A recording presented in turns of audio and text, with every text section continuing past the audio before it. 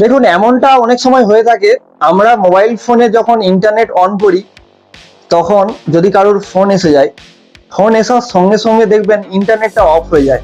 অনেকে কনফিউজ হয়ে যায় যে এইটা কিভাবে হচ্ছে, বা এটা কোনো সেটিংস অন হয়ে গেল নাকি। অনেক সময় আপডেট আসার পর এরকম সেটিংস অন হয়ে যায়, বা অনেকের ভুলবশত যদি ক্লিক হয়ে যায় তো এই সেটিংসগুলো অন হয়ে যায়।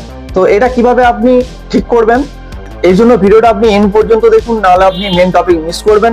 দেখুন, এর জন্য আপনি উপর থেকে নোটিফিকেশান ট্র্যাকেলটা নামাবেন আর সিম যে নেট অন হয় সেটাকে প্রেস করে ধরবেন। সিম 1 বা 2 যেই নেটওয়ার্ক আপনি ইউজ করছেন তার উপরে ক্লিক করে আপনি দেখবেন যে কোনটার সাথে কানেক্ট আছে সিম 1 না 2, আর সেটা ভোল্টি কলস বলে যেটা আছে এটা এনেবেল করে দেবেন। এটা অফ থাকবে, এনেবেল করে দিলে আপনার প্রবলেমটা সলভ হয়ে যাবে। এরপর আপনি ব্যাক করে দেবেন।